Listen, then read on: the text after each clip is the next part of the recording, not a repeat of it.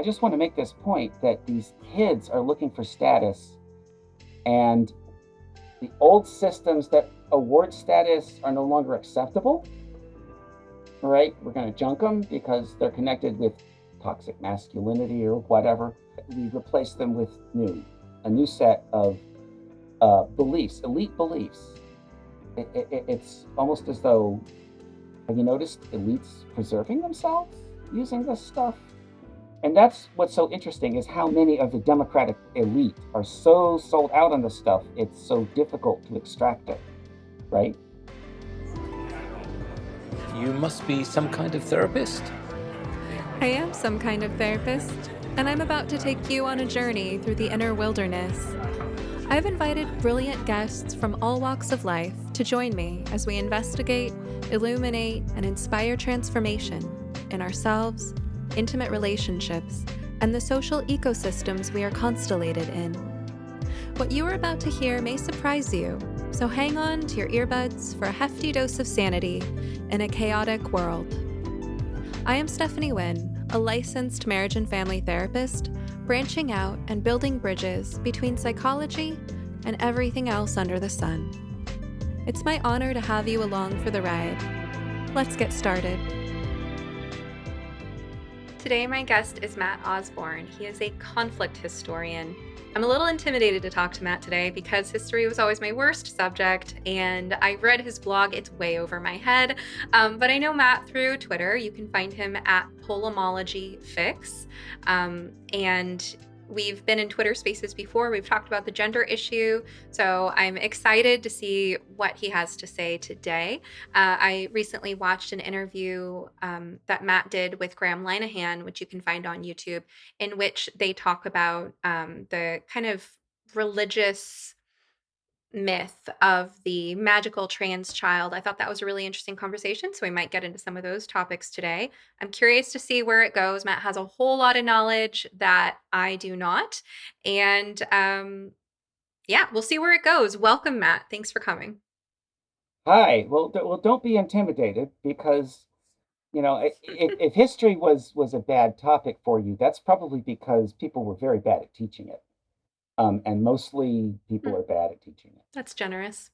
Um, Actually, can I Go ahead. start there? Can I ask you, because my I guess my thought until recently about why history was always my worst subject is that it feels like it's a lot of memorizing names and dates that feel very far removed from anything you can relate to. And I guess, as you know, I think if nobody ever tried to teach me history when I was young, or at least not to teach me any of the stuff that was over my head, I feel like there's kind of a natural time in life when you become more interested in history because it makes more sense, because you have life experience, because you have social experience, you have more insight into human nature, you have more insight into conflict, and a lot of history is about conflict. What do you think about kind of the intersection of history and developmental psychology? When you say that we're teaching history wrong, are we teaching it in a developmentally inappropriate way? Because it seems hard for kids to grasp things that are as big and as far removed as what they learn in history. Well, yeah, all history has bias.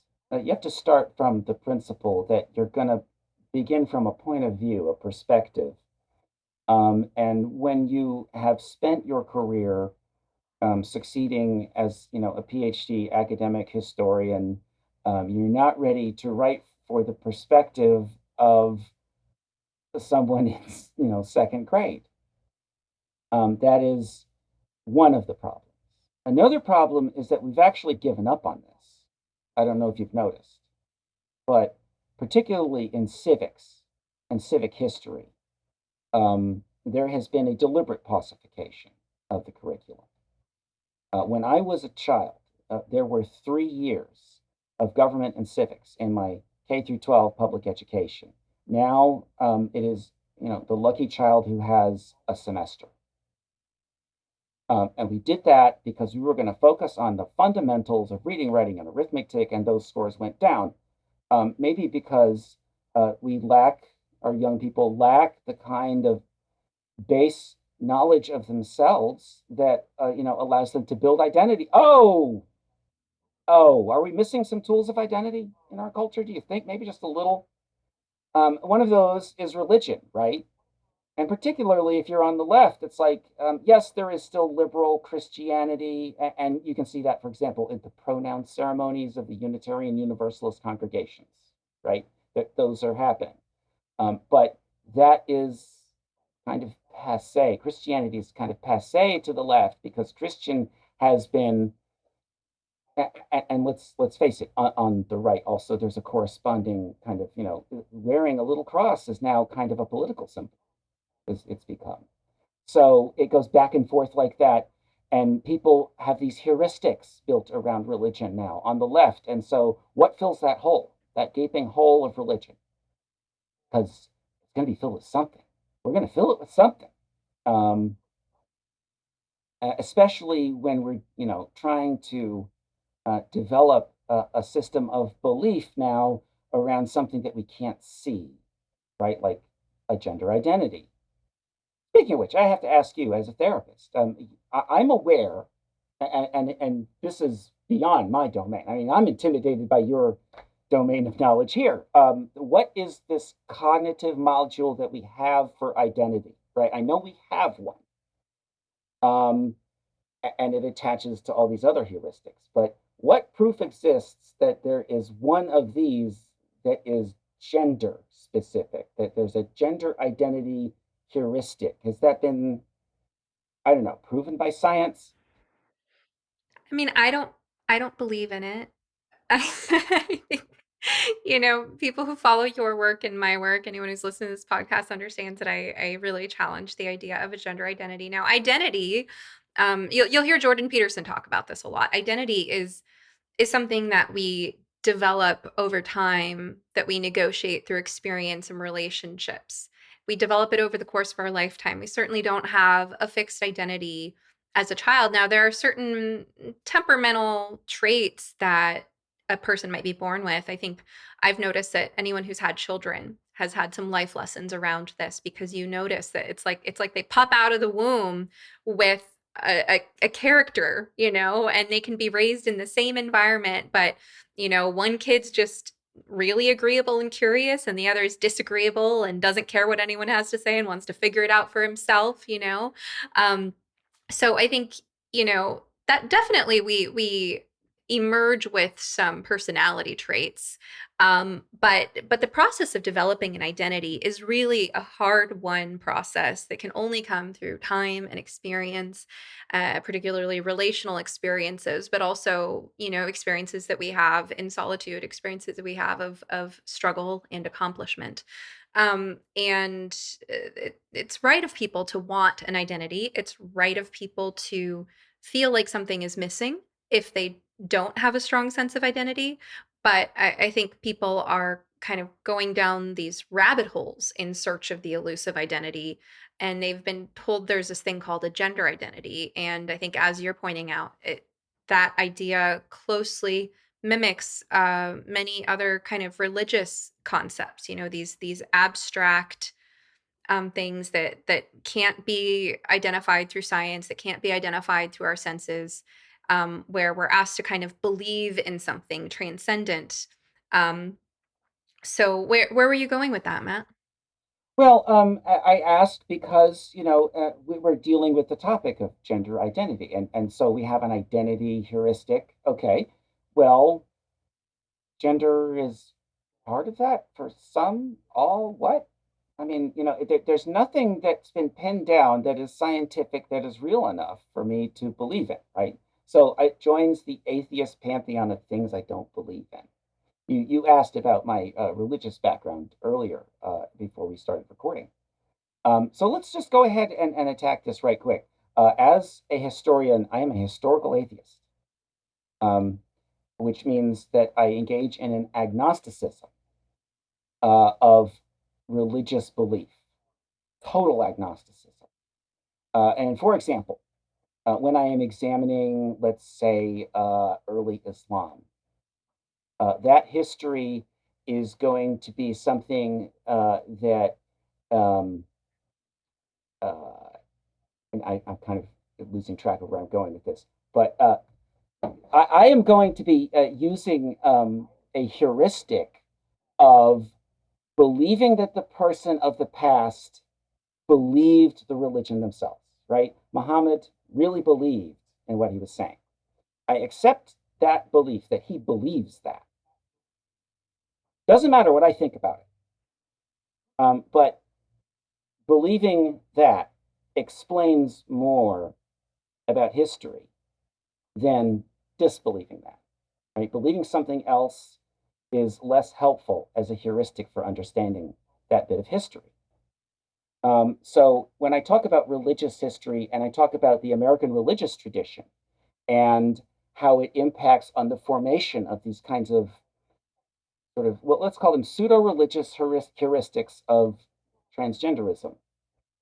Um, I'm referring to a long period of development and the way that this sort of construction of an esoteric child is, it's not an immediate thing, but it's something among us, right? We have an esoteric sense of the child in the first place. It's innocent, and therefore that's magic, right? And the magic is what we're trying to preserve about that child. We save the trans child and we save ourselves by doing so. It's a salvific narrative, isn't it? So, yes, it's replacing all of these sort of holes for people, filling all those holes, replacing what was removed. Um, anyway, you seem uh, maybe a little more aware now of just how hard it is for me to articulate things in person. Um, it is much easier for me to But there's a couple write. of directions. Well, hey, you've given plenty for me to go off of right there. Hmm. There's a couple of directions. Right. So one is I'm curious about the spiritual need. Hmm. Um, and the other is you this thing you said at the end there about this idea that if we can save the trans child, then we can save ourselves, that there's something magical, transcendent, pure, and that longing to protect and honor the sacred. I am really curious about that. But I want to back up a second because you see how there is this kind of void that religion fills for people, and yet you don't have a religion yourself. I've been thinking about this a lot lately, thinking about how we kind of co evolved with religion. We've always had some kind of religious or spiritual side to us as human beings, and it's taken so many different forms in different cultures. But how does someone who's highly rational, such as yourself, who, scientifically minded, and you don't believe in any particular religion, do you notice that it leaves a void? And what are your thoughts on that? Because it seems like you're kind of observing that in secular modern liberal society where people reject religion, that there is that hole for some people, right? And that gender ideology is one of those many things that can kind of come rushing in to fill that void. And do you see that there's a religious void? Do you relate to that personally? And how do you see that manifesting in others? Well, um, I like to say that I was saved by the spirit of rock and roll because I had the epiphany that led to my atheism in a mosh pit. I was headbanging and I realized that I was having a religious experience, and it was stronger than any actual in church or temple religious experience I'd ever experienced. And I realized, oh, wow, that's what this is. And so, uh, if I have a church, it's rock and roll. But um, yes, it is difficult, even being able to observe that. I still find myself, fulfilling heuristics, right? Russia attacks Ukraine. I kind of find myself falling into a heuristic, right? I have to analyze it, and I have to adjust for it. Um, so yeah, it's something that you have to be able to observe in yourself, and you can't always observe it in yourself. That's the problem, is that eventually you're going to have your cognition, it is going to be slower than your intuition, and you're going to spend all of your energy making excuses for the intuition. That's what the cognition is going to be doing, rather than adjusting your beliefs. So you have to be open to the new information. I mean, look at COVID, right? COVID hits. At first, I'm like, mask up, social distancing, because I'm just as terrified as anybody else. This is a disease heuristic, right? So what do we do? We respond to that. But now the science has changed, right? And so who's left pushing that disease heuristic? It's a group of people actually that gain status in social media, right? They found new status. It's almost as if these heuristics become used for status, right? So when you fill one of these holes, oh, there's status involved. I don't know if you've noticed, but teenagers, for instance, are just obsessed with status. Um, the testosterone hits the boys, and oh boy, they're suddenly all about knowing, keenly aware of their status in the room. And it takes us 1/25th of a second to size each other up doing the monkey dance. You may have observed the monkey dance at some point in your life when two boys, and I am stressing two males, are squaring off before their forebrains have developed, right? They haven't developed the cognitive powers to sort of manipulate or get what they want out of the world without, just flashing out. Um, so risk taking is a behavior of that young man, right? So these heuristics are working themselves out in us all the time, and they shape everything about human society all around us. And here we go, we're messing with these heuristics, right? We're going to say, no, your heuristic of knowing what a man is when you are alone in the shower at the YMCA, as Julie Jamin was, right? Um, and you hear a man's voice, that's a heuristic. And we're supposed to just disobey this heuristic. How hard is it to turn off a heuristic? Your therapist, tell me, is that even healthy to turn off a heuristic?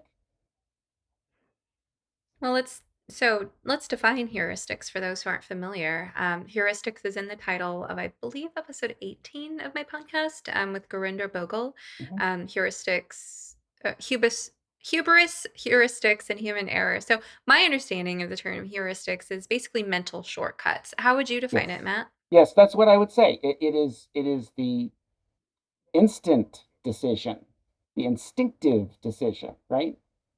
And then there's a cognitive process that takes much longer, as I was saying. So, Mhm. yeah, this is happening all the time, all around us. And so that was a very interesting interview you had with me, by the way. And that's what got me thinking about a lot of this. Thank you. But, you want to go on about the gender stuff. I just want to make this point that these kids are looking for status, and the old systems that award status are no longer acceptable, right? We're going to junk them because they're connected with toxic masculinity or whatever. Um, so we replace them with a new set of beliefs, elite beliefs. It's almost as though, have you noticed elites preserving themselves using this stuff? Um, and that's what's so interesting is how many of the Democratic elite are so sold out on this stuff, it's so difficult to extract it, right? It's so deep already. If you were to come to me as a client and tell me you were feeling grumpy, irritable, lethargic, stressed out, or unfocused, I'd want to do a thorough assessment of your lifestyle. And one of the first elements we'd look at is the quality and quantity of your sleep. You need at least a good 7 hours of refreshing sleep every night in order to be your best self. There are many things that can get in the way of that: a demanding job, a new baby, or just plain bad habits, for example. But if you're having difficulty falling or staying asleep for the simple reason that you're too hot, you're too cold, or you and your partner don't agree on the temperature, look no further. I have just the thing for you. And since this is not therapy but a podcast, I can actually sell you stuff. So I'm going to genuinely recommend that you check out the Pod Pro cover by 8 Sleep. It's the most advanced solution on the market for thermoregulation. The cover can adjust the temperature on each side of the bed individually for you and your partner based on your sleep stages, biometrics, and bedroom temperature, reacting intelligently to create the optimal sleeping environment. Personally, I have mine set to run on autopilot so that my bed is warm when I get in, cool in the middle of the night, and warm again when it's time to wake up. I sleep very soundly this way. Improving your sleep is one of the best investments you can possibly make in your overall well-being, the quality of your work, and the lives of the people you touch. So go to 8sleep.com to check out the pod and use the code SOMETHERAPIST at checkout for up to $200 off your purchase. Even if they're already running another sale, this code will get you an additional $50 off. And to my listeners around the world, 8sleep currently ships not only within the USA, but also to Canada, the United Kingdom, select countries in the European Union, and Australia. All right, now back to the show. You bring up a lot to. I feel like we could explore any one of these branches. So you're talking about the adolescent need for status, Hmm. right? Adolescence is definitely a time that you're keenly aware of status and where you are in the various social hierarchies. The forms of competition being more overt between males, more covert between females. Um, and you talked about being saved by rock and roll. I know that was a few minutes ago, but you described this headbanging in a mosh pit. And what I picked up on when you described that is like the sense of transcendent unity. Oh, And yes. I think that's one of those kind of key elements of the religious experience. Hmm. And in some ways, as modern as the rock and roll mosh pit is, um, it shares many things in common with things we've been doing for tens of thousands of years, right? The drumming and singing and chanting, dancing, stomping Yeah. together, singing in unison, marching in unison, moving in unison. Um, and Kelly McGonigal talks about this in The Joy of Movement. And I remember there was a time, because I'm a very spiritually oriented Hmm. person myself, but without any particular religion. I was actually brought up Unitarian Universalist, but in a more atheist kind of agnostic way. Hmm. Wow. Um, and there was a time in my life where I was deeply interested in Hinduism. And my favorite part of it was the music and the ritual as well. And the types of music that I participated in involved call and response chanting, as well as very kind of Yes. rhythmic, hypnotic drumming.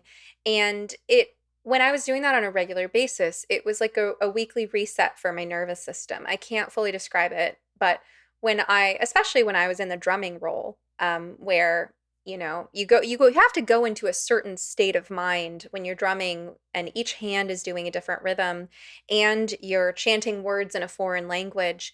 There's no room in your mind for anything else but Yes. keeping the beat, right? And it was such a powerful form of meditation because it I completely cleared my mind of anything else for a couple of hours.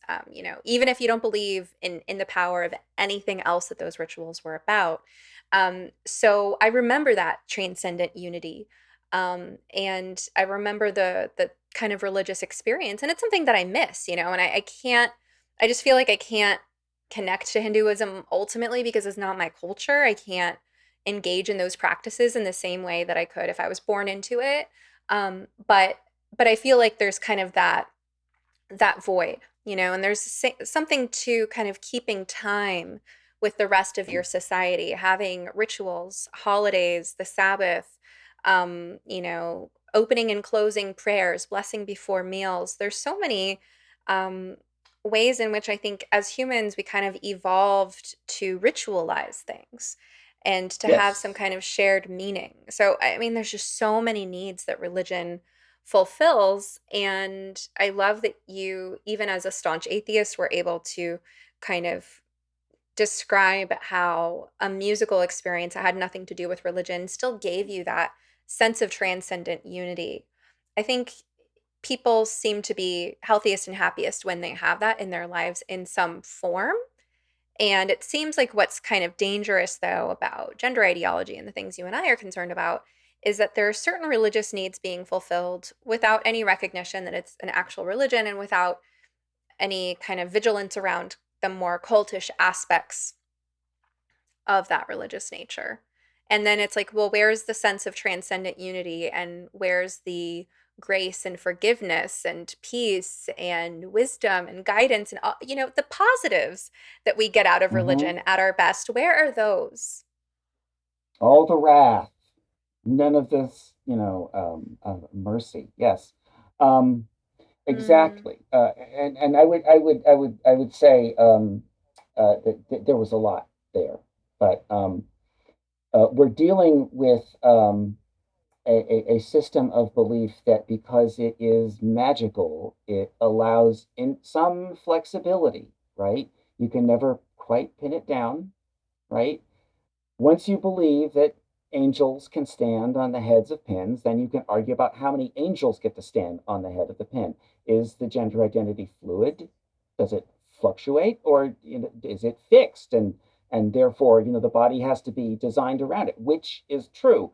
The incoherence is sort of uh, because it's just built right in. It leaves actually a spiritual space.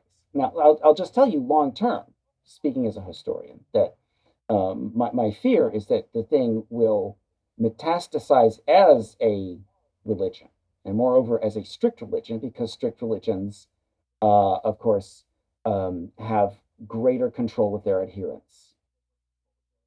So I think that we will end up with something that is at once easier to identify, right, but also harder to kill, so to speak. Um, mm, As to your point about moving together, I'm going to turn you on to a historian. He's a very good historian. His writing is absolutely crystal clear. You'll love it. His name is William H. McNeill. He was a Harvard historian, and he wrote a book called Keeping Together in Time. And he didn't even have the, scientific background to explain it. And there's no history really to explain it, except to just find in history where men march together and sing together, and that seems to be something that builds this esprit de corps, as the French call it, this morale, this thing that ties men together and makes them fight together and risk death together. Um, you know, and what it turns out to be is oxytocin.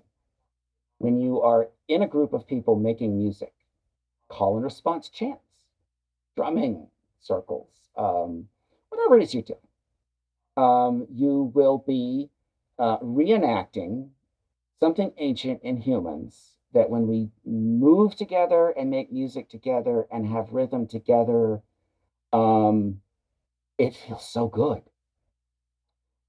I had actually the initial breakthrough in basic training. There's a moment, everybody's like nine pins knocked over for the first 48, 72 hours of basic training. Everybody's just reduced to nothing. And then there is a magic moment.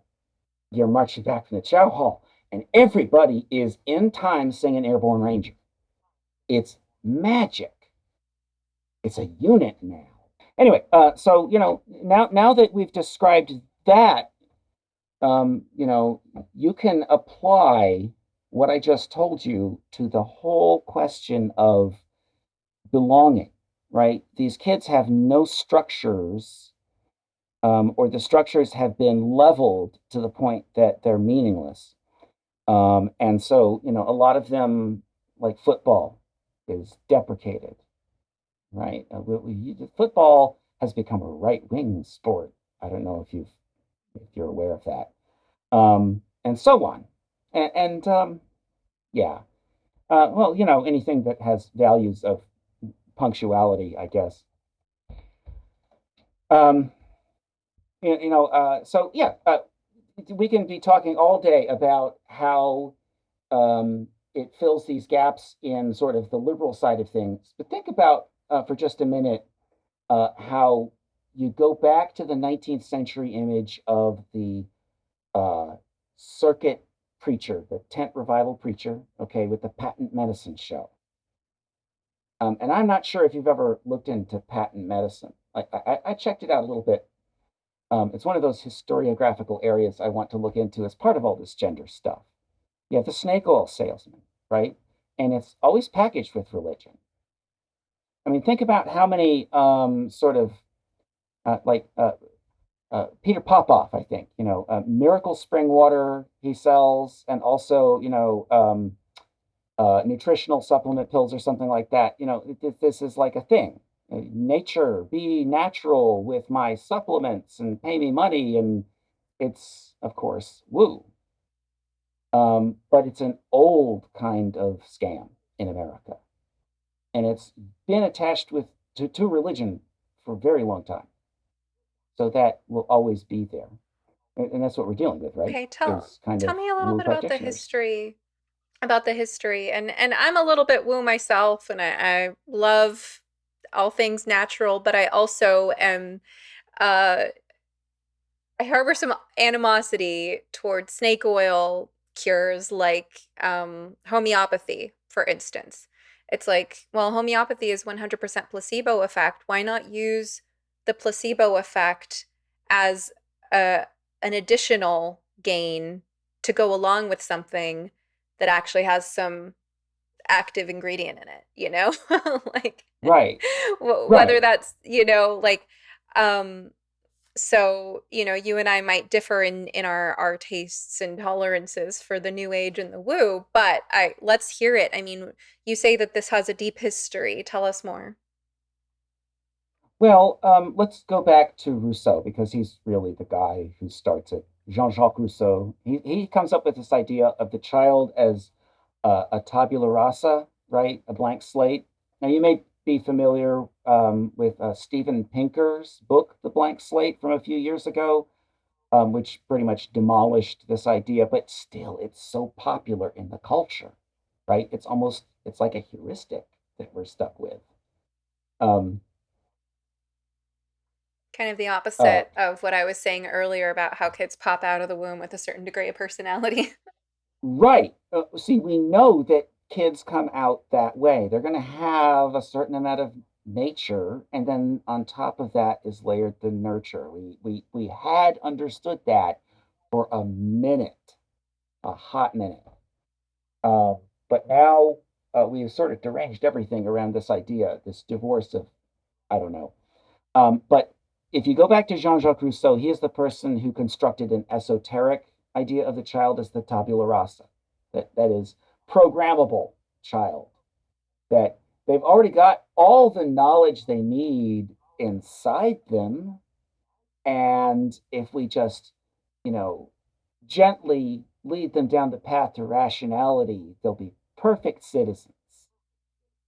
Rousseau was wrong about a lot of things. As a conflict historian, there are a couple of things where I just shake my head very much with Rousseau, and this is one of them. Kids don't come out completely formed, they come out with sort of tendencies that have to be channeled. And the ways in which we have channeled those throughout human history can be seen on cave paintings, right? Rituals, like you're talking about, that bond communities together, not just the whole community of men and women and children, right? But then rituals that bond men, that bond women, that um, allow a sort of cohort within a cohort effect to take place. And these structures of society can be, pretty strong and lasting, and they are what sort of provide shape to the society. Um, Intersex relations, of course, are always foundational to a civilization.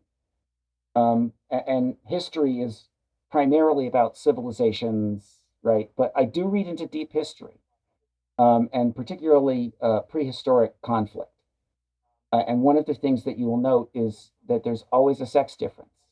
For example, in any time that a skeleton is dug up that can be sexed, and there's an arrow that is associated with the skeleton around the time of death, right? We find the arrowhead, so we know this person was shot with an arrow. Um, it's male, a male skeleton. So this means that the arrow is primarily a male sociological device. And so, um, war itself has to be seen as a product of that divergent evolution, like I was talking about.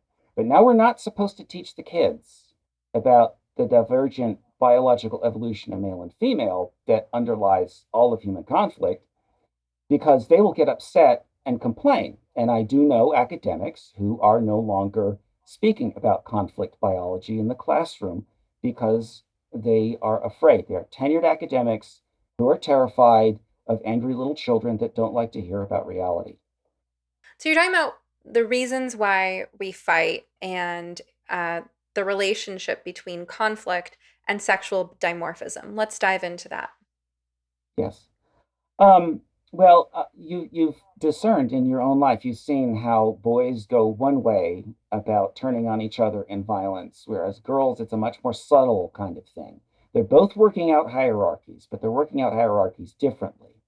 Um, and what happens is when you mix up those two hierarchies, immediately going to end up with a default hierarchy, right? So herein lies, the feminist dilemma, I guess, that biology produces men in the species with bodies for conflict. Um, Not that we do conflict all the time. That's not us. We are actually less violent than, say, chimpanzees. But still, we are built for conflict, and that's why we have advantages in things like combat sports, right?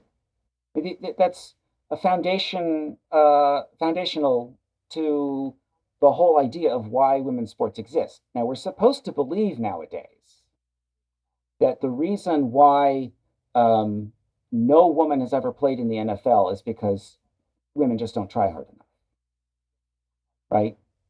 It's not because women lack 15% minimum body mass differential, lower strength differential is worse in the upper body, right? Which is where you do all the, grabbing and tackling work with your arms and blocking.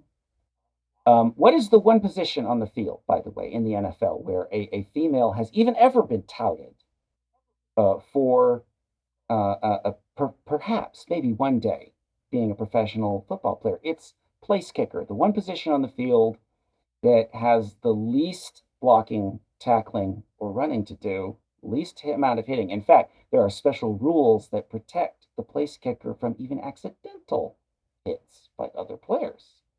Huh. It's the most protected position on the field. Um, and so, we see it around us all the time, and we're not supposed to notice it. But you saw in Syria what happened. You take a generation of young men, right? You say you can't marry, right? You can't fulfill your imperatives until you are able to support a family, but also there are no jobs. Who fills that space, right? The Islamic State comes along and they say, oh, we'll give you a wife. We'll give you a house. We'll give you money. You can have status. It was interesting to discover, for example, that most jihadis who, sort of self-actualize in the West, I'm going to go join the Islamic State, those guys, they started out in gangs, right? Substitute families of systems of belonging. We're always looking to belong. And it's the belonging in a group that causes us to in-group and out-group, right? And the urge, and this is a political point we can talk about too, the urge that we have to outgroup someone is actually stronger than the urge to in-group.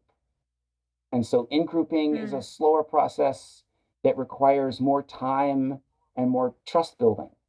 So say more about this, that the urge to outgroup is stronger than the urge to in-group. Allow me to introduce you to a concept called negative partisanship. Okay, imagine there's a scale in front of you, and in the middle of the scale is zero. That's the null point, right? You don't know anything about this topic, this person. You have no opinion. Zero. And here is -5. This is as bad as you can think of someone, and then +5 is as good as you can think of someone. Okay, so here comes the candidate. Candidate blank. Doesn't matter. Just imagine a candidate. And I'm going to adjust the scale. I'm going to tell you something positive or negative about this candidate to slide the scale a little bit to see the effect that it has on your voting patterns. You understand? This is a political science thing. It's been worked out in, a academic and laboratory kind of settings. Um, so if I knock you down to negative two, knock you down two notches about that candidate, I say something really nasty about him, and you're thinking, that doesn't sound too good. I lower your opinion by two notches. Versus if I raise your opinion two notches, it turns out that the negative opinion actually has more voting predictive power. You are more likely to vote against a candidate you dislike than turn out for a candidate you like. And that is the problem that always exists for any political movement built on, I'm going to use this terrible word, but inclusion, right? It's sort of a conundrum. In-grouping and out-grouping, right? But we're doing it all the time. And we see it, for example, with this gender stuff. J.K. Rowling tweets, and therefore she has to be put in the out-group. And we have to have a 2 minutes hate every day on Pink News or whatever because we're out-grouping her, right? And of course, there's a whole complex story about how we identify groups. That's a member of my group. That's another member of my group. That's someone from a different group that's like my group, right? And we're gauging our closeness to other people's ideas on, again, I'm going to use that word, heuristics, which are built on in and out grouping. And the out grouping is more powerful. This intuitively lands as true for me. The first few things that come up are thinking about our last few presidential elections here in the US. I think in both the 2016 and 2020 elections, I think most people I know voted against the person they hated more rather Mm-hmm. than for the person they liked more. And it also makes me think about, I believe it's called social exchange theory in psychology, and Mm-hmm. generally the negativity bias. The fact that, for example, in a relationship, if you want a romantic relationship to survive long term, you have to the ratio of positive to negative experiences in that relationship, the positives have to greatly outweigh the negatives. I believe it was originally considered 4-to-1 or 5-to-1 ratio was necessary in social exchange theory, and then I believe I read a correction somewhere that said actually it's more like 20-to-1. It's more like you need to have a 4-to-1 ratio of positive to negative during conflict. Mm-hmm. And in a healthy relationship I can conceive that because I think in healthy conflict between loving partners you can say, well, I see where you're coming from, and I love that you care so much about the children, but here's why I disagree. You still need the positive present even during conflict, but in general, negativity stands out in our mind more. It makes more of an impression, and it takes more work to counterbalance it. So yeah, intuitively, what you're describing about negative partisanship and the urge to outgroup makes sense to me. Well, there you are. So we found an intersection of our specialities, I guess. I do want to tell you, do you know the word historiography? Are you familiar with that word? Okay. No. This is going to unravel a lot for you. I'm just going to go ahead and help you maybe improve your relationship with history. Historiography is the history of the historians. Okay.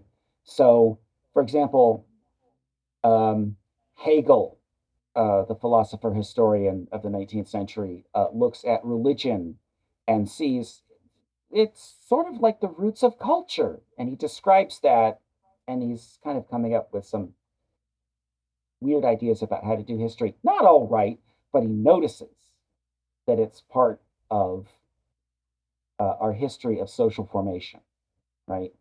And so that sparks a whole history of historians looking at history uh, along those lines of there's something going on here, something mechanistic. One of them being, for example, Karl Marx. You probably heard something about Karl Marx. Um, the point is that all ideas have histories, and history is really a history of ideas. Um, Furthermore, the reason why we don't teach it properly is because we're not really trying to tell you a story, right? A story that will resonate with you. We're trying too often in history to get you to remember the dates, right, and names, which would be nice if we would just provide you a nice list of those and just then tell you the story, and then you can remember the story on the framework of what's written down. You know, that I think that we do actually teach history very badly, but that's beyond sort of the scope of gender. And I'm not an educational theorist, unfortunately. I'm just a guy who's interested in things go boom. So earlier, I wrote down this phrase, save the child, save ourselves.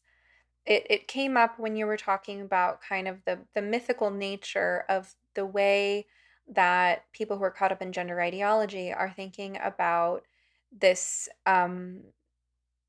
magical, mythical creature called the trans child. And you described this very clearly with Graham Linehan, but I want to go into this further because I think it's very astute and it's an interesting way of framing it. You know, we do have this longing to believe in something, Yes. and every parent wants to believe that their child is special. I think the archetype of the child, or the many possible archetypes of different kind of the child archetypes that exist, they can symbolize many things for us: innocence, purity, connection to God or something higher, um, our best selves, infinite potential, being unmarred by the evils of the world, um, and the longing to protect, or as you say, to save the child. Like you say, it can represent the idea of saving a part of ourselves, of salvaging some innocent, precious part of us that remains untouched by the world. I want to Yes. dig into the symbolism more. Let me pick up there because I got sidetracked. It just kind of, yeah, to that point is that this esoteric child idea in the American culture has come to us in the 21st century. I'll just skip forward. You have this sort of new age construction, right? And it's the sort of granola munching whole earth catalog hippie mom, um, who is sort of constructing something called an indigo child. Now, that's what I was talking to Graham Linehan about. And that's an example of one of these sort of esoteric child constructions that comes along in history from time to time, and it appears as a sort of a fleeting thing. The indigo child is a good example for me to talk about because actually I was told uh, at the age of 15 that I was an indigo child, and that was very strange. And it's one of those waypoints on my way to, sort of unpacking, untangling all of religion or whatnot. But during the harmonic convergence, I had a woman who claimed to be Native American tell me, I can see your aura, you're an indigo child. And what is that? Um, by the 1980s, this idea had gathered enough steam that there are books about it, right? And then during the 1990s, you have people who are making money off a sort of, I'll call it kind of new age concert tour of doing like channeling ancient spirits and seeing auras and talking about indigo children. The indigo children, you see, are the special new children that have the indigo colored auras. This woman, Nancy Ann Tapp, said, I see these children. I've never seen them before. I'm doing my work with children, and now I see children with these purple indigo auras. They're new in the world, and they're here to save us all. Um, and that's sort of how it works, is the idea that we save them to save us. Think about that for 1 second in terms of popular culture. How many times have you seen that used, right? Like Sarah Connor and the Terminator is a variation on this idea. um, Peter Pan is an esoteric child, right? So these sort of cultural constructions are built all around us and we don't even think about them, and then they come together in this one particular instance in this very bizarre way. And one of these Indigo children, you can watch an interview. I think it's 2009, where he was interviewed by Oprah. And excuse me, I'm going to say it, but she is one of the great woo peddlers of our age. I'm sorry. Um, she had this child on, and he was a published poet at the age of 9, right? So child prodigy, Indigo Child, obviously. And when you watch the interview with Oprah, you will see the manipulation just totally clear. She asks him, for example, do you ever hear voices? Do the bad um, thoughts or whatever, do you ever hear these voices? And he says, sometimes, uh, but not right now, because he doesn't want to be interrogated right now, right? And she, of course, immediately gives him an out. Oprah's, well, of course, we have good vibrations in here. And of course, yes, yes, yes, you have very good vibrations in here, he says. So you see how this sort of cultic behavior is going on. Isn't it weird how we fall into these patterns? And it's not that, Oprah set out, I'm going to, start a religion around an indigo child or something. But, she wanted to believe in this esoteric child. And so she sort of built the belief right in front of us on national television. Unfortunately, I do want to make clear that the child in question, he did tragically die of childhood illness.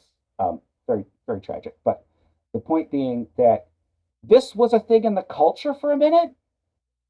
And whereas it started out kind of as this magic, new age kind of thing, by the first decade of the 20th century, it subsumed something else completely. It was the problem child of the classroom. Remember ADD, remember ADHD, remember how suddenly every child had to be medicalized because they couldn't sit still, right? And so what this ends up becoming is the indigo child becomes a kind of reaction against the medicalization. My child does not have a problem. My child is an indigo child. And if you read the description of what an indigo child is supposed to be, let me just give you some quick examples here so that you can see what I'm talking about. Um, they come into the world with a feeling of royalty and often act like it. I mean, have you ever known a child that just seemed to feel like they were royalty? Right? That's a thing that happens. They have a feeling of deserving to be here and a surprise when others don't share that. I don't know any child who that describes. No, that's a new thing in the world. Um, they see better ways of doing things, which makes them seem like system busters and nonconformers. Okay, so now all nonconformity gets rolled up under the rubric. And oh yeah, guilt discipline doesn't work on them. Have you known kids that guilt discipline really, really works on them? Well, I I'm really pretty appreciate sure you that going that's not a over thing that this with works very me, well. Matt, because this is a breakthrough for me. Now I understand that my obstinate 8-year-old stepson is actually just an indigo child, and I've been approaching this all wrong. Or he could be a crystal child, you see, because that's the new thing. Mm. Indigo is very, that's second wave feminism. This crystal children are the new thing. See, Mm. so New you'll and want to have that improved checked by indigo children. a professional Oh, psychic will okay. need to help you A figure that professional out. aura Yes, reader? Okay. yes. But I want to explore this from a psychological lens here because Hmm. this idea that the children who are here to save us all. That's a something Yes, you said, right? The idea that these children are here to save us. Now, I just want to explore that from a developmental psychology standpoint, right? Or, please do. and combine that with what you were just saying about the description of this magical indigo child as being like royalty, right? This sets up a young person for the projections of the unfulfilled yearnings, the unfulfilled narcissistic yearnings of the parent or the adult that's idealizing them, right? So we all have a certain degree of narcissism. Only in rare cases does that reach, the level of being clinically pathological, as in narcissistic personality disorder, or the narcissistic traits that are a part of something like histrionic or borderline or antisocial personality disorder. But we all have narcissism. And part of the job of child rearing is to help instill healthy narcissism in the proper doses, right? We all need to be able to feel proud of ourselves and have the confidence to take on things that are challenging and scary for us, and to integrate that into a healthy ego that's well adjusted. Now, there are many ways it could go wrong, right? And when you think about pathological narcissism, the image that comes to most people's mind is the image of the grandiose narcissist, the one who walks around like a proud peacock, acting boldly like he knows he's better than everyone else. But we also have the covert narcissist. The covert narcissist can come across as very meek on the surface and yet be, you know, abhorrent, just terrible to the people he treats behind closed doors, those closest to him, and can be extremely manipulative. But there's also the sort of depressed, depleted version of narcissism, right? The imploding version of narcissism, the instead of I'm so wonderful and it's all about me, it's I'm so terrible and it's all about me. It's me, I'm so bad, self-flagellation. And you become so obsessed and absorbed into how bad you are or how worthless you are that you're actually sucking all the oxygen out of the room in an imploding way rather than an exploding way, right? So, but Kind then of there's, anti-love bombing. Yeah. yeah, I It's mean, like there are the some opposite of people love bombing who are yourself. just, yeah, there's some people who are just self-absorbed in a really negative way, and that's how their depression manifests, right? But um, all of us have some degree of narcissism. Hopefully, it's integrated in a healthy way. And we also have narcissistic yearnings or narcissistic fantasies, right? The fantasies of grandeur, even if we never indulge them in our lives, right? So, take your average guy who, works a middle class job and, has an average body and an average home and an average family. And deep down, he has this dream of being a rock star, and he's had it since he was 13, and or a basketball player, or whatever, a millionaire, right? We all have this idealized self somewhere of who I could have been, right? If someone had come along and recognized my talent, or if only whatever, then I would be this grandiose version of myself. I And could have been a so this kind contender. of, yeah, exactly. I'm Right. This classic, this classic line. fantasy of who I could have been, if I'd been dealt an easier hand, or if only someone had recognized my greatness, or if only I didn't get turned down unfairly for that promotion that I deserved, you know. And it's often the case that part of the sort of symptoms, the behavioral issues manifesting in a child, have to do with the unfulfilled yearnings of the parents. And so Yes. when you describe this kind of esoteric child who's here to save us, this child who's magical, this child who knows things that we don't know because we've been corrupted by the world, right? But the child is tuned into God. The child can hear angels. The child can see your aura. The child is here to bless you and save you.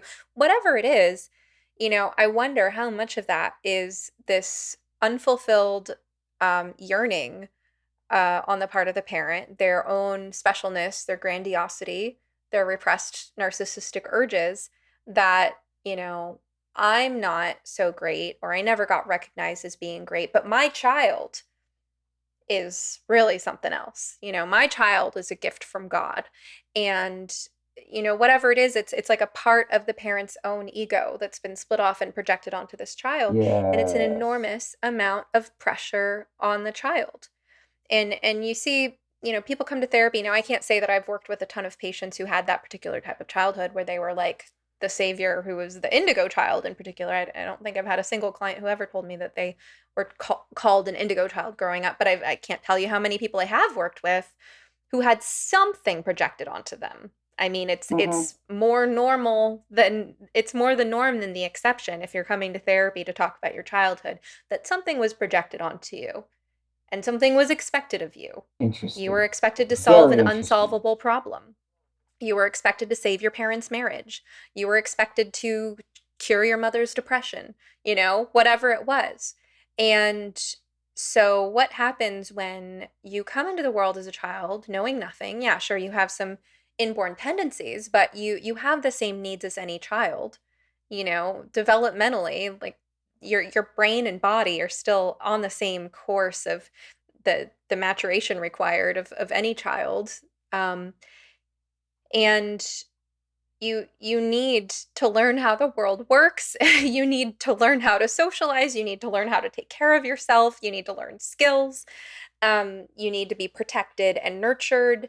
You need all kinds of things. But instead of being seen as the helpless, ignorant, naive child that you are, um, the, the child that needs to be socialized and nurtured, um, you're seen as a savior. You're seen as knowing something that those around you don't know. When actually the opposite is true. What's true is that the adults around you know Hmm. something you don't know. They know a whole lot of things you don't know, like, how to wash your hands after you go to the bathroom and how to pay your taxes and about 1,000 other things you need to learn if you're going to make it to adulthood and be able to survive. So I'm thinking about the inordinate amount of pressure and the kind of role reversal that's put on this child, um, and then how the child's psyche is going to compensate for that, right? What the ego does with that. And it's Hmm. actually a lonely and a scary place to be when that pressure is on Hmm. you to have the answers or to be special in some way. So I can imagine a child in that position at once kind of developing a narcissistic personality because they've been told that there's something so uniquely special about them. And at the same time, just feeling so ill equipped to handle life, or feeling like the rules don't apply to you. Like, yeah, there are all of these just rules of, nature and of how your particular society works and of how things get done. There are these rules that do in fact apply equally to everyone, but because the emphasis when you were growing up was put on how special you are and how you have things to teach adults rather than the other way around, then you kind of think that those rules don't apply to you or that they don't matter, or you just expect things to magically appear before you. It seems like it would develop this kind of entitled attitude, but also at the same time, there's neglect there. So there's grandiosity. There's like a better than everyone else, but there's also like I'm missing something fundamental. So just exploring Hmm. this with you as we're going is making me think about, because I think the story of the Indigo Child really makes it easy to imagine this because it's a little further removed. But then I wonder what happens if Hmm. we apply that to the magical gender child. As a therapist, I've gotten an up close and personal view at what people tend to struggle with day in and day out. Turns out it's almost universal that we know we should be taking better care of ourselves in terms of the basic building blocks of well being, like diet and exercise. But as valuable as it is for our mental and physical health to change our lifestyle habits, it's also much easier said than done. People often set goals that are too lofty, only to feel even worse about themselves when their aspirations inevitably fail. That's why I recommend starting with positive changes that are as simple as possible. Enter my new favorite beverage line. Organifi makes it so easy to improve your nutrition and start feeling better right now with refreshing plant-based blends of superfoods and adaptogens that you can just mix with water. My personal favorite is their green juice. It contains moringa, ashwagandha, chlorella, spirulina, wheatgrass, beets, turmeric, mint, lemon, and coconut water. 100% organic with no added sugar, and it tastes great. My family loves Organifi Gold, which promotes relaxation and restful sleep, served mixed with warm almond milk before bed. Organifi also makes several other powerful blends, all organic and loaded with vitamins, minerals, antioxidants, phytonutrients, anti-inflammatory herbs, and adaptogens. For less than $3 and 3 grams of sugar per serving, you can start giving your cells the support they need to manage stress and feel good. Check out their product line at Organifi.com. That's spelled ORGANIFI.com. And use promo code SOMETHERAPIST to get 20% off your entire order. Your whole body will thank you.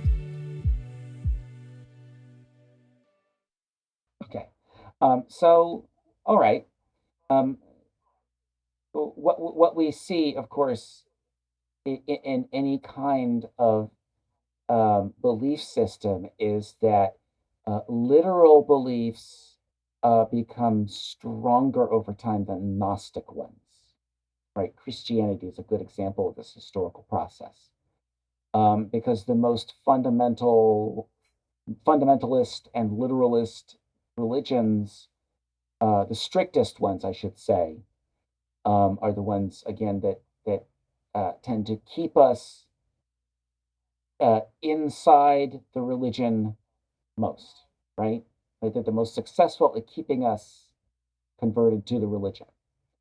Um, for example, if you have to, um, undergo as a man certain operations to become Jewish, well, then that takes a commitment, right? Oh boy, you got to think about that for a minute. It's not something you can just, oh, sure, that whatever. Um, Whereas, you know, an immersion in water, a baptism, anyone can do that. It's kind of easy, right? So low cost, low initial cost to become a convert to that religion. But still, it's asking you to believe literally in the risen Christ and so forth, right? Because that's the most fervent mode of belief. To believe that, oh, this is really just mystical and it's, you have to understand it's symbolic. Well, now you're actually losing enthusiasm from the believer. So the most harsh religions are the most successful ones. And in that vein, I worry that you're going to have a generation with a lot of kids who have had parents projecting this specialness onto them, and they're going to be in sort of trapped in a situation, right? Like, what do you do when you're the chosen golden child and you've been turned into a eunuch and you've been put on the, I don't know, the throne of the Holy Sepulchre or something? How do you get out of that? What's the exit strategy from Mm. that? Um, so Mhm. I do worry that, in fact, what the Martine Rothblatts of the world were sort of thinking when they, came up with the sort of design specs for their transgender movement, say 10 years ago. I'm sort of thinking that they were actually thinking this way. If we make the kids permanently part of this um, sort of cult, that they will be stuck there forever, and we will exist as a class, and that will allow us to, do whatever we want as far as us grown men, we will have all the rights that have been established for us by Jazz Jennings, right? The sacrifice of Jazz Jennings is going to set all of us free, us adult men with AGP. There's a Mm. sense in which it works that way, right? Um, and you can sort of see the structures. As I said earlier, one of the problems with a religion as it acknowledges itself as a religion, it becomes easy to say, okay, you're a religion, keep it in church. But at the same time, it becomes harder to effectively make it go away. Um, snake handling churches are a thing not too far from where I live right here. Um, there's a very strange religion, but it can't really get shut down. You can't make people stop doing strange things if they want to, if they make it part of their beliefs, because we respect beliefs that much. And think about what we do with children and belief in America all the time, right? You get some couple that doesn't believe in modern medicine, right? And I'm not talking about, we take the child to the doctor and pray, which is always the best strategy. If you want to pray, go ahead and pray. Take the child to the doctor. But the parents who say, well, we don't believe in modern medicine, so we're just going to pray and use cold washcloths or whatever on the child. That's the only thing we're going to do. And the child dies. What do we do? Do we throw the couple in prison? Actually, I've seen extensive trials for couples like that. And then I've seen verdicts set aside because we value that freedom so much that we will let children die for it. So that's what we're operating in as a culture. All right. Children are expendable to a degree. They always have been.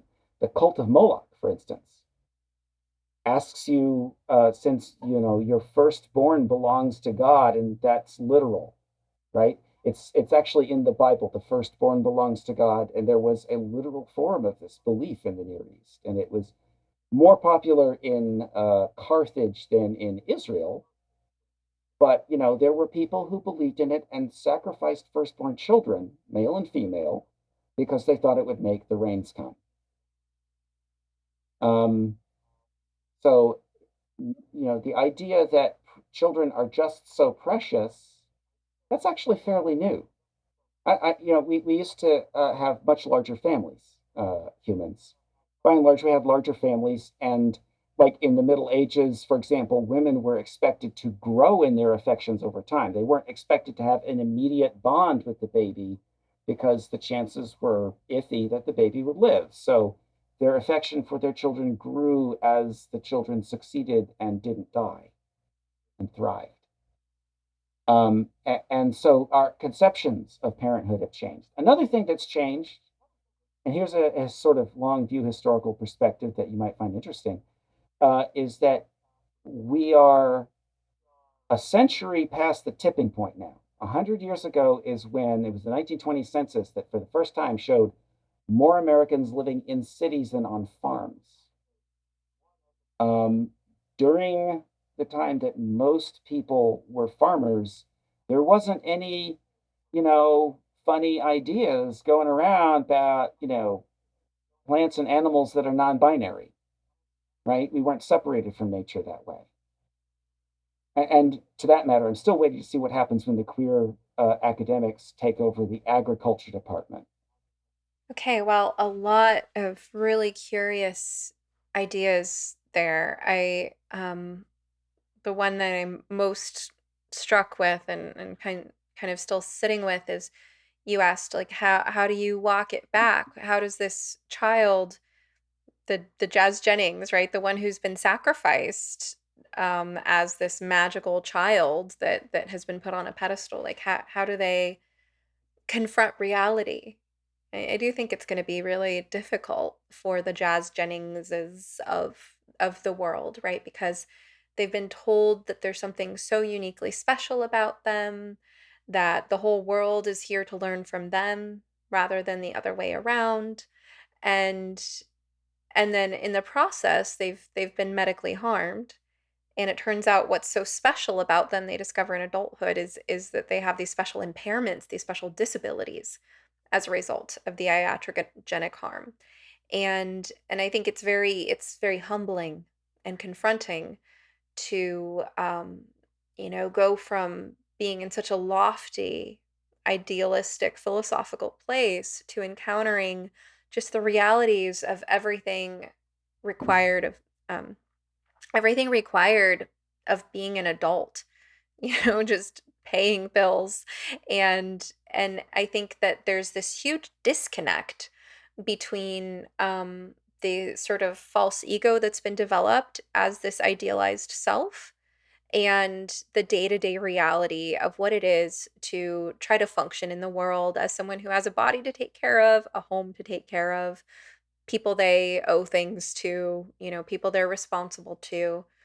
I also noticed that, and I think this is something that I see a lot just through my practice as being a therapist. There are a lot of people for whom their cognitive abilities are developed way beyond their physical abilities. And I see this a lot in therapy. I work with very intelligent people who could psychoanalyze themselves all day long. I mean, they sound like they're being their own therapist, with their degree of self-awareness about what their personal issues are and how their family of origin affected them and so on. But they struggle with doing something very simple that they know they should do. Something as simple as going for a walk more often or getting ready for bed earlier or preparing healthier meals, the kind of basic building blocks of physical and mental well-being that we all have to figure out in order to make it very far into adulthood without our life falling apart. I think those things can be very hard for people because they're in the body. Habits are of the Hmm. body, and the emotions that get in the way of following through on actions are in the heart, and they move at a slower pace. The body and the heart move at a slower pace than the intellect. Hmm. And in an age of endless information, um, in an age that requires very little of people materially compared to, like you're saying, people who um, live in an agricultural society, people who grow up waking up at 6 a.m. to feed the chickens and milk the cows. When you don't have that material experience of things and organisms depending on you taking action in order for you to survive and in order for other living beings to survive, when you don't have that experience, but you do have the experience of a lot of intellectual stimulation, it creates what I see as being this mind body disconnect where there are people who are way more developed intellectually than they are emotionally or physically or in their ability to perform basic tasks. So I worry about that for these magical gender children, right? That they've cultivated these very complex ideas. I mean, they're nonsense ideas, but postmodernism is full of very complex nonsense ideas that your intellect has to go down all these rabbit holes to make it make sense, right? And they've constructed this false sense of self and this identity, right? And they've consumed so much information, and yet their body doesn't know how to get out of bed in the morning, prepare yourself a nutritious meal, clean your home, take a shower, get some exercise, go to work, fulfill what your employer expects of you, you know, and clean up Yeah. after yourself or like it's going to be really hard to adjust. That's one reason I'm working on the book. I don't know if you know about the book I'm working on, but for you and for our listeners, in case you don't know, I'm working on a book tentatively titled, the working title is The Detransition Survival Guide. And this is one of, probably 100 topics that's going to have to come up is like, okay, so you've constructed a false self and a grandiose view of yourself and the world and in these lofty concepts of identity. And now you're discovering that you don't know how to put one foot in front of the other and you don't know who you are. Like, what then? First I of all, mean, we got look to at Jazz. normalize that it's going to be hard. Look Go at ahead. Jazz Jennings. People. I still occasionally I'll encounter someone who's like, "Oh, they're not doing this to kids," and I'm like, Jazz Jennings is a thing we can watch on television, right? I reject the gaslighting. I saw what happened with Jazz Jennings. I watched it all go down. And that is a perfect example. You now have someone who is 21 years old, who is shorter, heavier, less accomplished, less healthy, um, less cognitively developed than all of their siblings, all three of their siblings. And that's the kid, the one kid who's like that is the one that went on puberty blockade at 11, right? The experiment has been run. We watched.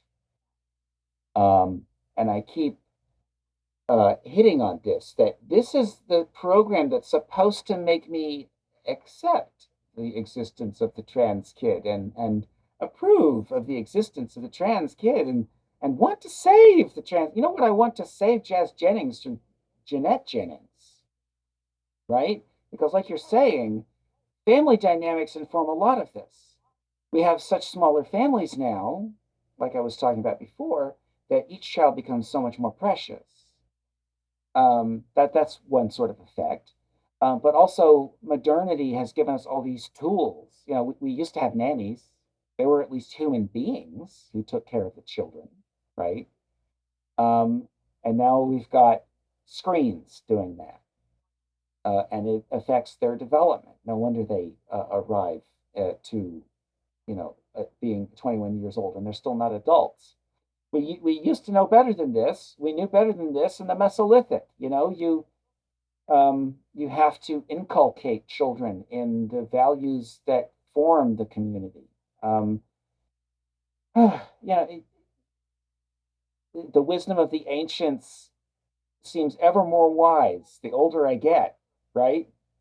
Um, and I don't mean to, to sort of hit all of self-help as just generalizing, disrespect to all of it. I'm not doing that.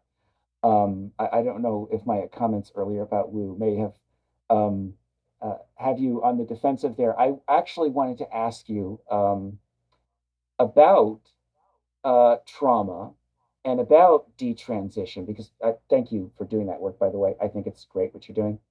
But I wanted to ask you about that in the context of mythology, um, particularly like, I read Iron John when I was a young man, Robert Bly, his book.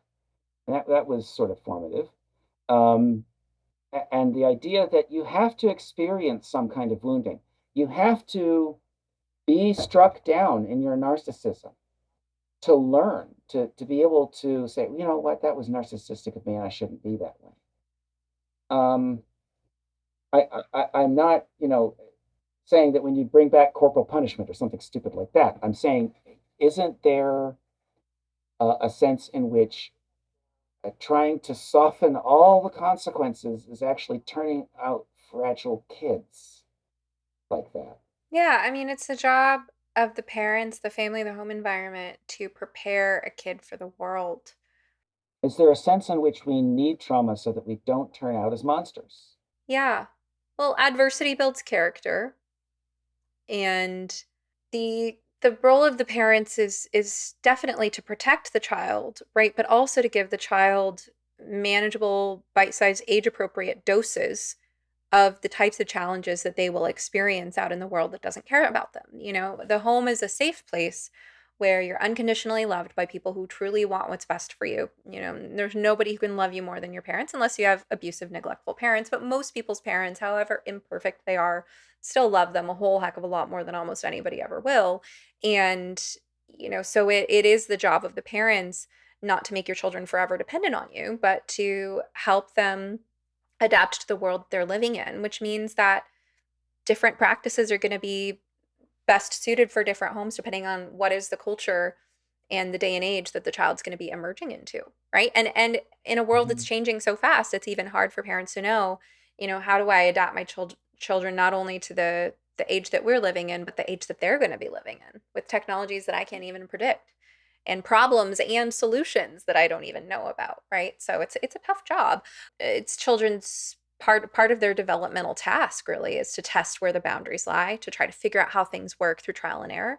Just like, there's that developmental stage where your kids will put everything in their mouths, right? Like babies are just these walking, if they are walking or crawling hazards where if your attention turns away for like 10 seconds, they could die. I mean, it's amazing that humans have managed to stay alive for this long, considering how babies are just wired to self-destruct. I mean, they're constantly taking risks, right?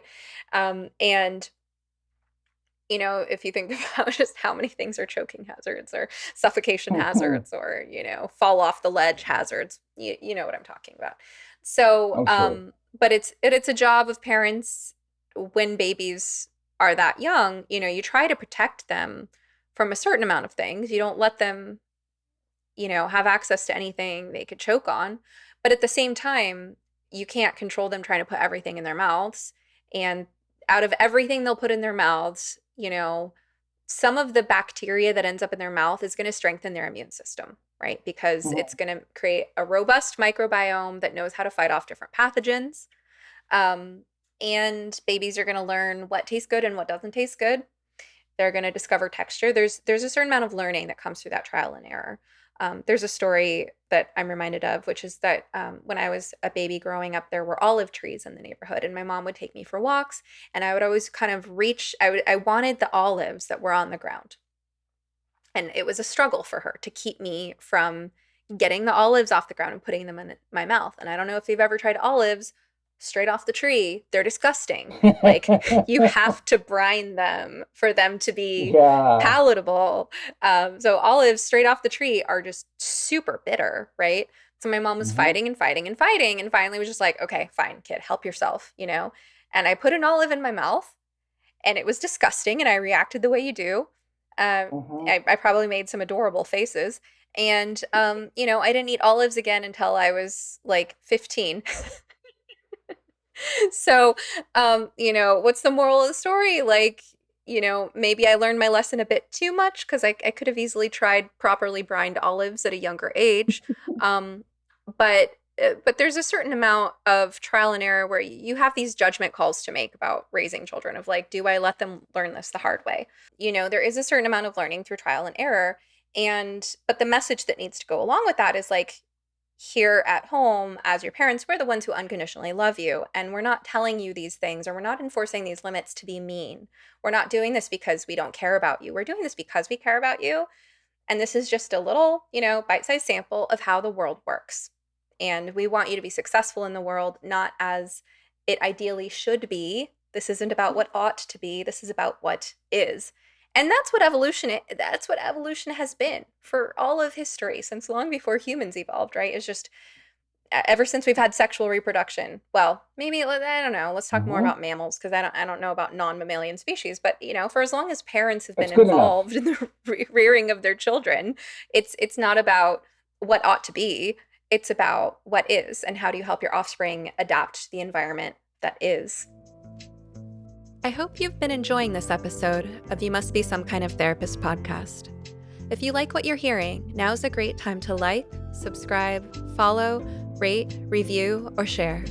You can also support the podcast by visiting sometherapist.com/shop, where you will find goods and services I have personally curated to support your well-being and enrich your life. We're just building the shop, so check back periodically and feel free to suggest recommendations. All right, now back to the show. Families bond, and there's actually a chemistry to that, isn't there? Right? It's the oxytocin again, I believe. So, we're chemically designed to form these groups, to form families, to form societies, etc.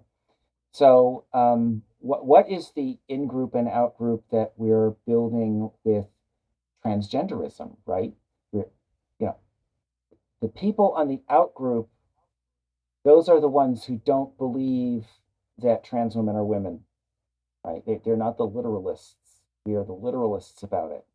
So it's an interesting point. Like, is that line going to get redrawn at some point? Is that going to be walked back? I don't know. I think it might have to.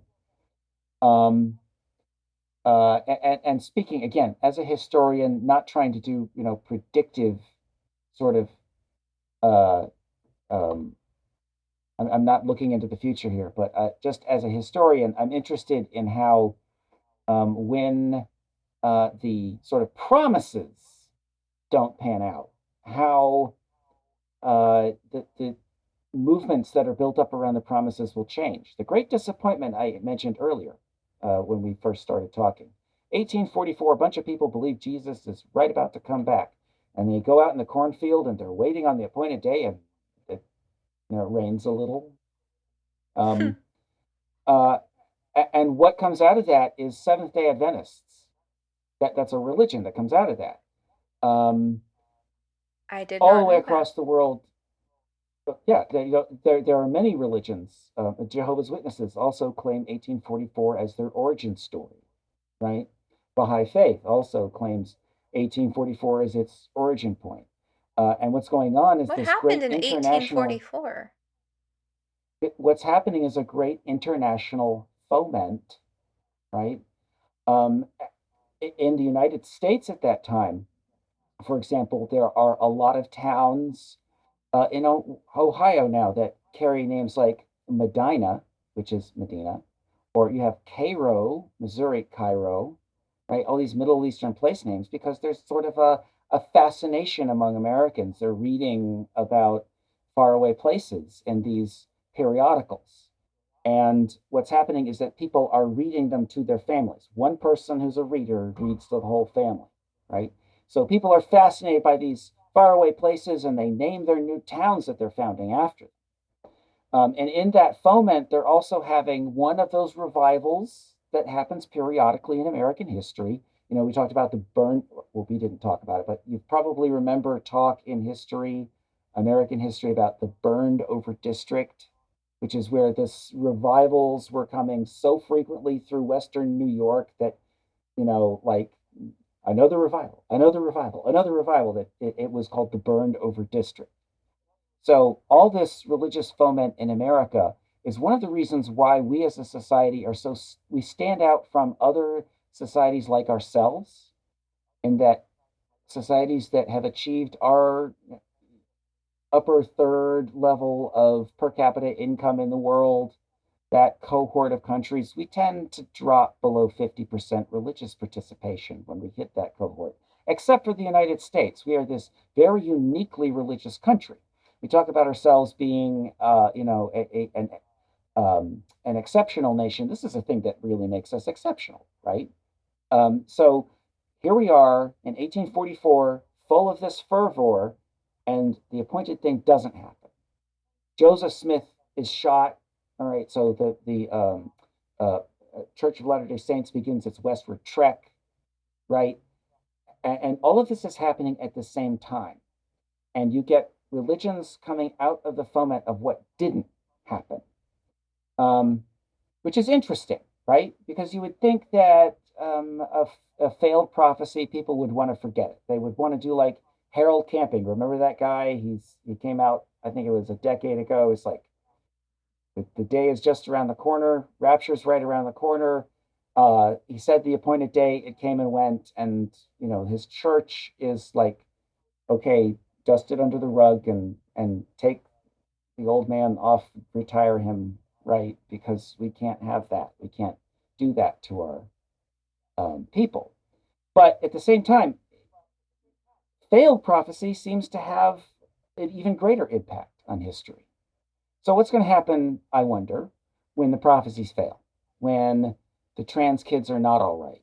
When Hmm. prominent trans kids like Jazz Jennings are having visible issues and in decline?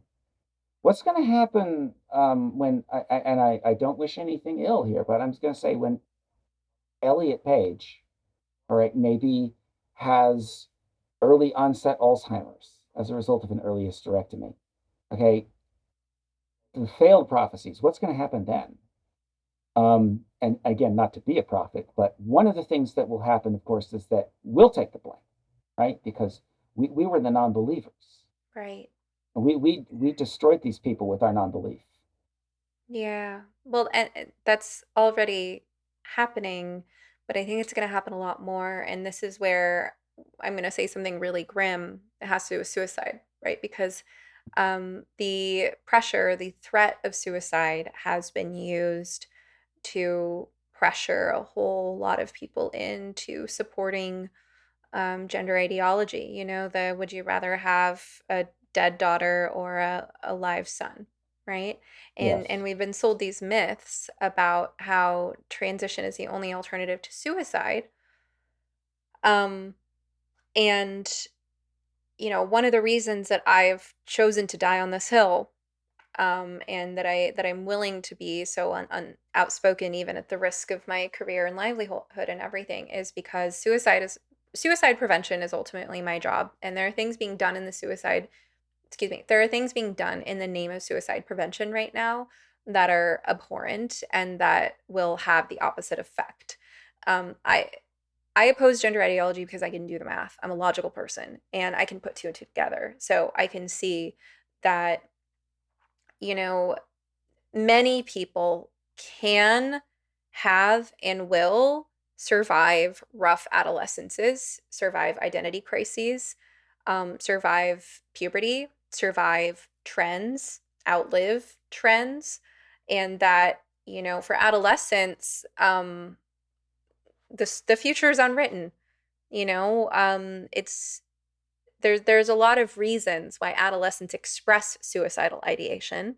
There's a lot of reasons why adolescents are currently expressing suicidal ideation regarding gender stuff. I'm not going to get into those reasons here. I've articulated them elsewhere and I will continue to do Mm-hmm. so. Um, but what's far more worrisome is the long term suicide risk of these kids who go through these medical procedures because you're essentially increasing suicide risk factors and taking away suicide protective factors. So, protective factors like having a family, right? There are people who struggle with depression severely but would never do anything because they wouldn't hurt their family. So, what happens when you take away people's sexual and reproductive abilities? You take away their ability to have their own biological children. You also decrease their likelihood of finding a partner. Okay. So, responsibility to loved ones, having loved ones at all, that's a huge protective factor that we're taking away from people. Okay. Chronic pain is a huge risk factor. Disability is a huge risk factor for suicide. We're inducing iatrogenic harm, we're inducing chronic pain and disability if you look at the consequences of these cross sex hormones and surgeries on the body. And we're also enabling people to maintain habits of poor mental hygiene, and maintain really dysfunctional ways of thinking and feeling, all while clinging to the hope that transitioning is going to solve their problems, going to make their psychological distress go away. So they're spending years of their lives cultivating terrible mental habits, the mental habits that keep people depressed and anxious, right? And they don't feel like they have Mm-hmm. any responsibility to do anything about it. They're not getting therapy. If they are, they're getting quote unquote gender therapy, which is not real therapy, right? And then they're pinning all their hopes on this idealized self-image, on this idealized future of how their life is going to magically transform once they get enough affirmation, once they get enough surgery, once they get enough whatever, right? So that sets people up to be in an extremely precarious position when that all comes crashing down, when it doesn't go as they'd hoped. And then they're just left with themselves, and they're left with the wreckage, they're left with everything they had before they went through this medical stuff, and now they're also dealing with transition, regret, pain, disability, CPTSD related to transing. So whether these people ever actually identify as detransitioners or not, the the population of people who are going to have some level of regret about having Mm-hmm. done the whole trans thing, whatever that means for them, is at extremely high risk of suicide long term. And I haven't even Mm-hmm. articulated all of the factors. So but the little bit of data that we do have backs this up, the if you look at the long term, 20, 30 years down the line, risk of suicide like 19 times higher, right? So Right. what's going to happen when the suicides start is, I mean, there are already suicides, but I don't think we've really seen the exponential wave of suicides following. Is, what stories are going to be told about these people for whom the real reason, I mean, and the reasons are complex. And to me, it's almost sacrilegious to tell a story about someone else's death. It violates my sense of sanctity Mm-hmm. and respect Yeah. for human dignity and life. But obviously the reasons are complex. But I think there's going to be a lot of people who um attempt suicide or complete it for so many reasons, many of which have to do with the harms of quote unquote gender affirming care. But what stories are going to be told about those deaths? Mm-hmm. Like you say, is it going to be that we're blamed? That because we didn't support them enough, right? and Right. and it's going to be so tragic. Spectral harm, right? That's something that came up Spectral. in the witch trials, right? Spectral harm. That is, I don't know how familiar you are with, say, the Salem witch trials, but one of the keys to a good witch trial is that you bring out children who perform the trauma of the harm that the witch is doing to them by calling on the devil. Oh, I'm so afflicted by the demons right now. And that's Mm, what actually took place in a courtroom. That's where we get the mm, term spectral mm, evidence, right? And what is the harm that J.K. Rowling has done to the trans child? It's spectral harm, right? It's not any mm, actual harm. It's your bad intentions have caused an energy disturbance in the force, and you failed to clap for Tinkerbell, and now um, Mm. there's a certain sense, and we're going to take the blame. Yes, I don't know how effective that will be. Um, but I keep thinking of some of the more sad stories of early Catholic saints, right? Like self-harm could be sanctified and has been before. There's history for you. Um, and as a matter of fact, I just recently, I'm only at the beginning of looking into this, but I looked into the flagellant cults. I asked you about this a long time ago in a DM, because the Catholic Church in the Middle Ages was the closest thing to a mental health system that people had in Europe. And the Catholic Church, kind of let itself get swept up in these events, these flagellant cults. Um, and I was surprised to find out actually they had a middle class origin. They're not the poor people doing this. No, this is the burghers, right? The city men who are sort of at the center of this. There's a new class in Europe, and it's having a really hard time with the new economy of money and capital, right? It's very runs very contrary to Catholic values, and that ends up causing pogroms against the Jews who loan money, right?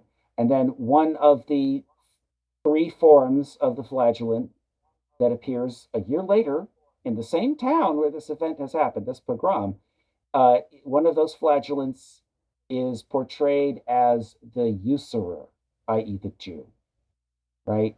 Being whipped and therefore cleansed of sin. Um, but I was surprised. A middle class phenomenon, it turns out. Self harm can be kind of a thing that we do when we don't have a whole lot of challenges. Um, and isn't that interesting? Does that resonate? That self harm seems to be, I guess, an artifact of modernity and safety or something? Hmm. Interesting hypothesis that like we don't have enough natural pain and suffering to fight against or something. Is that kind of where you're going with that? I mean, I guess what I can relate that to is Yes. um a friend of mine who's very blunt and ostentatious once said that the cure for one of my problems, and I can't remember what my health problem was at the time, but that I might consider contracting a parasite. um, and the logic goes that, one of the reasons for autoimmune disorders, which I don't have a diagnosed autoimmune, well, I don't know if POTS is considered a. Anyway, my point is that, we co-evolved to be constantly fighting off parasites and bacteria and viruses, right? And that our modern environment is so clean and sanitized that some people believe that we actually get autoimmune disorders because our immune systems don't have enough to fight against. Um, and, I do think that there is a certain amount of hardship that we need some culturally sanctioned, maybe even ritualized ways of embracing and dealing Oh with. dear. I was thinking earlier about the necessity of rites of passage and how those are missing, and how, the fact that we don't have rites of passage in our society kind of creates this void where transitioning then becomes this rite of passage. But also, if you look at rites of passage and some of those kind of traditional aspects that cultures and religions have had over time, there's I wouldn't say like self harm, but some kind of austerity to suffer through, whether that's a sweat lodge, fasting, um, or engaging in some other kind of ceremonial restriction, doing without, or suffering through hardship. Um, Meditating in a, or excuse me, I'm just thinking of like even like the Wim Hof rituals, the ice baths. I think that there's a role that austerity and suffering and hardship play in life, and that there is an important kind of developmental task when it comes to self cultivation in actively working with and embracing that. And I think that having, even extreme fitness challenges like running a marathon can serve that purpose for some people, or, doing other kinds of challenges that involve going without. And I could see something worth exploring there, maybe for another person or at another time about, um, Mhm. what needs self-harm is fulfilling. I mean, well, there is a whole other conversation about self-harm that we could have from a therapeutic angle, but I think we've covered so much ground for today. Oh, we So have. I'm going to work on wrapping it up. So, Matt Osborne, you are on Twitter at Polemologyfix, and Yes. your website is polemology.net, which redirects to your Substack, if I recall correctly. Is that right? Yes, that is my Substack. Yes. And also, I write about the gender politics at thedistancemag.com. Okay. Is that something that you share with other people, or is that just your own project? That is actually a publication of the LGB Union. And I am basically I set it up for them, and I am publishing on all of these sort of historical topics there, along with a co-author, um, Donovan Cleckley, who you may follow on Twitter, who covers literature and literary historiography. I cover history and historiography, and together we try to untangle as much as we can about the ideas at the source origins of gender, and to talk about historical antecedents. So that's something you can check out if you want to. And I prefer, if I could have my druthers, I would never write about gender again. I would just write about conflict at polemology.net. Yes. Great. Thank you so much. I hope you enjoyed this episode of You Must Be Some Kind of Therapist podcast with Stephanie Wynn, LMFT.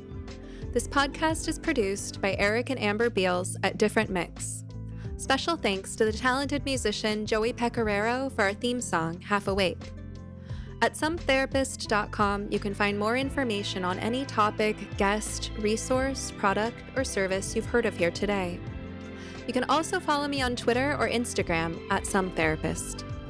If you would like to ask a question, suggest a topic, be a guest, or invite me to speak, you can email us at hello@sometherapist.com. You can also send us a voice memo with your question, and we just might play it. Of course, just because I'm some therapist doesn't mean I'm your therapist. This podcast is not a substitute for medical advice. If you need help, ask your doctor or browse your local therapists online. And whatever you do next, please take care of yourself. Eat well, sleep well, move your body, get outside, and tell someone you love them. You're worth it.